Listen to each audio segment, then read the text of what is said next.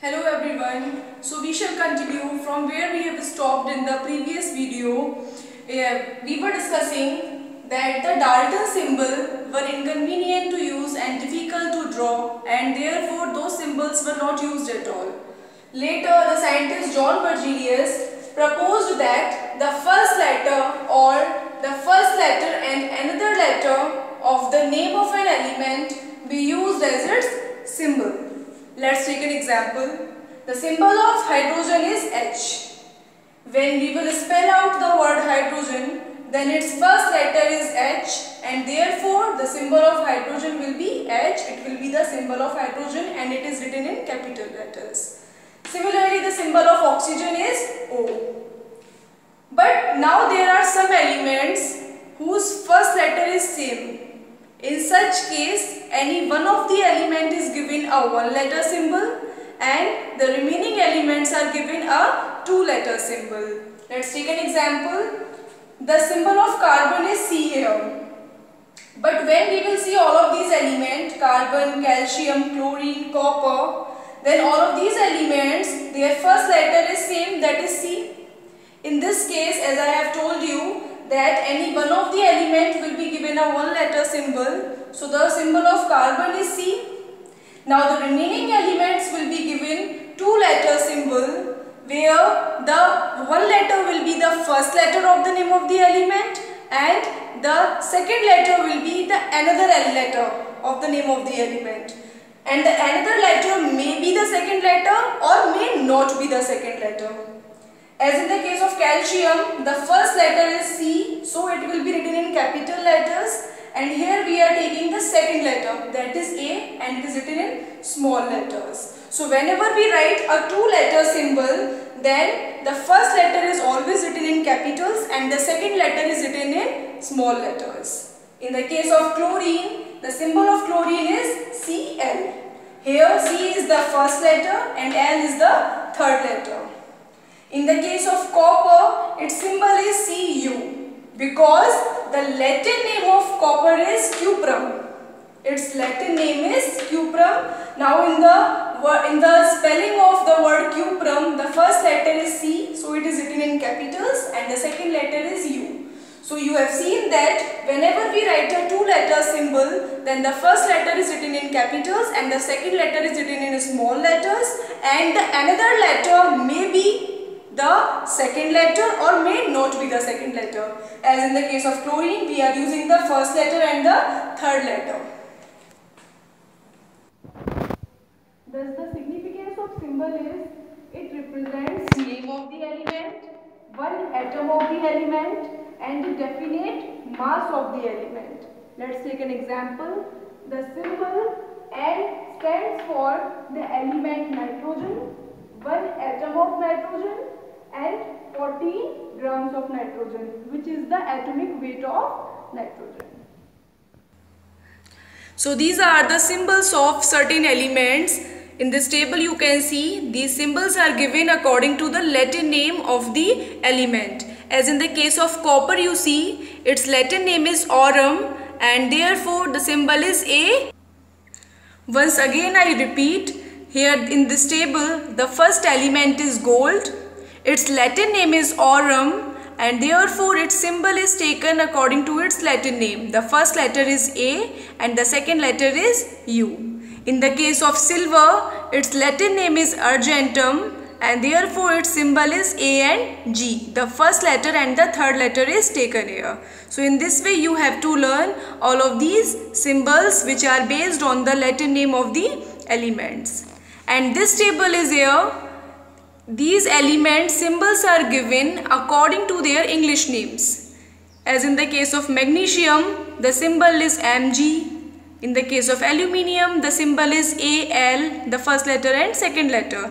So in this way you have to learn both of these tables. Their symbol you have to learn. Some are based on the basis of Latin name and some are on the basis of English names. So the next topic is formula. What is formula? The symbolic representation of a molecule is known as formula or molecular formula. And the molecular formula is also known as chemical formula. Let's take an example. Here we have taken the molecule of elements like hydrogen, oxygen, and they are written as H2O2. So these are the formula of the molecule of different elements. If we take a molecule of compound like we have taken sodium carbonate, then symbolically sodium carbonate is written as Na2CO3, which is representing one molecule of sodium carbonate. Here no number is mentioned, it means that it is one molecule of Na2CO3 which contains 2 atoms of sodium, 1 atom of carbon and 3 atoms of oxygen. So finally we can say that the molecule of a compound represents the molecule, and it also represents the atom of number, it also represents the number of atoms of different element which are present in the molecule of a compound. So the next topic is valency. There are two definitions of valency. First of all, we will discuss the first one, which is in terms of hydrogen and oxygen atoms. Valency of an element with respect to hydrogen is the number of hydrogen atoms with which one atom of that element combines chemically. जिस भी element की हमें valency find करनी है, हम ये देखेंगे कि उस एलिमेंट के एक एटम के साथ में कितने हाइड्रोजन एटम्स कंबाइन हो रहे हैं. That will be the valency of the element. So we can say that valency of an element with respect to hydrogen atoms is the number of hydrogen atoms with which one atom of that element combines chemically. Let's take an example. Here one atom of chlorine combines with one atom of hydrogen to form the molecule of hydrogen chloride, and therefore the valency of chlorine is 1 here. In the case of ammonia, one atom of nitrogen combines with 3 atoms of hydrogen to form the molecule of ammonia, and therefore the valency of nitrogen is 3 because the number of hydrogen atoms are 3 here. Whereas the valency of an element with respect to oxygen is twice the number of oxygen atoms with which one atom of that element combines chemically. किसी भी element के एक atom के साथ में जितने oxygen atoms combined होते हैं उसका दुगना उस एलिमेंट की वैलेंसी होती है. So we can say that the valency of an element with respect to oxygen atoms is twice the number of oxygen atoms with which one atom of that element combines chemically. In the example you can see one atom of calcium combines with one atom of oxygen to form the molecule of calcium oxide, and therefore the valency of calcium is 2, means 2 times of the number of oxygen atoms. With respect to definition, we can see the number of oxygen atoms are 1 only, and the number of oxygen atom is 1 only, and therefore the valency of calcium is 2 times of the number of oxygen atom, that is 2. But there is one problem, that it is not possible to bond every element with respect to hydrogen and oxygen. And also this method of valency, this definition of valency tells us the valency in numbers. It does not tell us anything about the charge, and therefore this definition of valency is limited to some elements only. So the next topic is modern definition of valency. We have already studied that the atom is made up of 3 particles: electrons, protons and neutrons. Electrons are negatively charged particles, protons are positively charged particles, and neutrons are electrically neutral. So this definition is based on the number of electrons that an atom can lose, gain or share during a chemical reaction. Modern definition of valency is the number of electrons that an atom can lose, gain or share during a chemical reaction. Now we have studied that the electronic configuration is done on the basis of atomic number. So here the atomic number of sodium is 11, and therefore its configuration will be 281. The atomic number of magnesium is 12, its configuration will be 282. The atomic number of aluminium is 13. Its configuration will be 283. In the same way, the atomic number of chlorine is 17. Its configuration will be 287. Configuration of oxygen will be 26 and the configuration of nitrogen will be 25. Now, the last shell is called as the valence shell. This one is the last shell in sodium, which is having one electron. The last shell is called as the valence shell, and the number of electrons which are present in the valence shell are called as the valence electrons. In the case of sodium, there is one valence electron because this one is the last shell. In the case of magnesium, 2 electrons are there, 2 valence electrons are there. In the case of aluminium, 3 valence electrons are there. And in the case of chlorine, 7 valence electrons are there. In the case of oxygen, 6, and in the case of nitrogen, 5 valence electrons. Now we already know that in order to attain stability, an atom should have 8 electrons in their outermost shell, in their valence shell. Now here in the case of metals, first of all we are taking the example of sodium. It is having one valence electron, then it requires 7 more electrons to attain stability. But it is not easy to gain 7 electrons than to lose 1 electron. And therefore, sodium will lose 1 electron and it will convert into a positively charged ion and a positive. Here plus 1 charge is coming because it is losing 1 electron, since it is only having 1 valence electron. And then this one shell, the penultimate shell, the second last shell that is called as the penultimate shell will become the last shell, and it is already having 8 electrons. And we already know that an atom should have 8 electrons in their outermost shell to attain stability.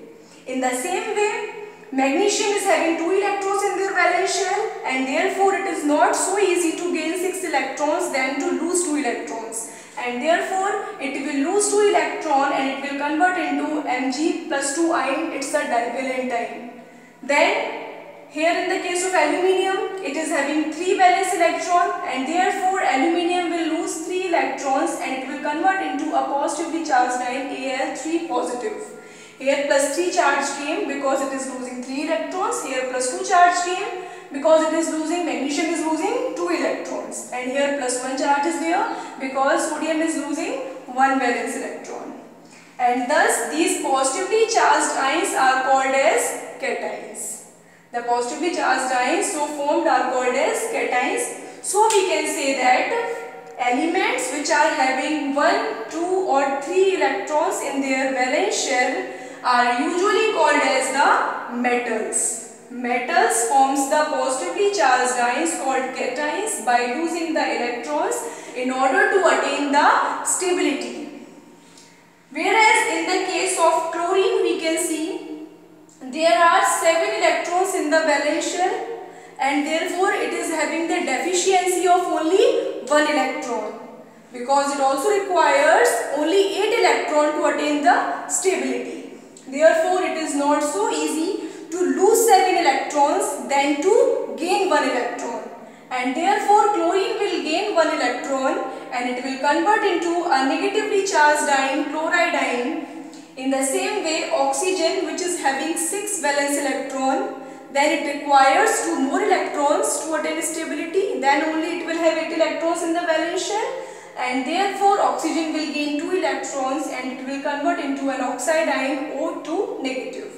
In the same way, nitrogen, which is having 5 valence electrons, it requires 3 more electrons to attain stability, and therefore nitrogen will gain 3 electrons and it will convert into a negatively charged ion, N3 minus.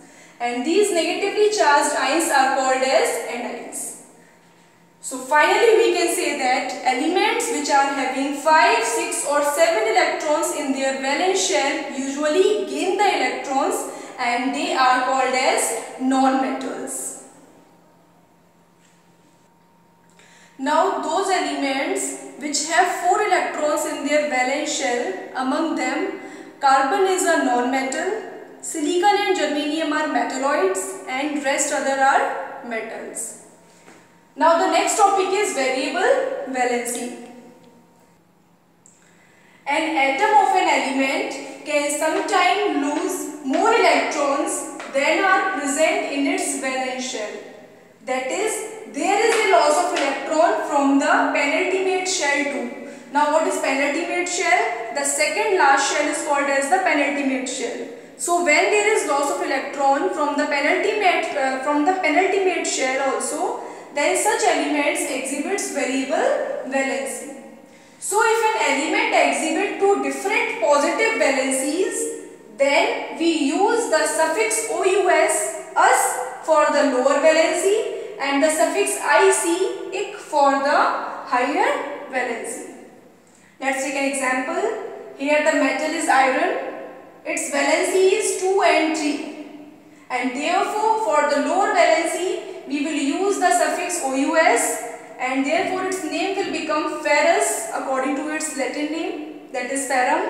And in the case of the valency 3, the name will become ferric. Okay, now the next topic is radical, that we will discuss in the next video.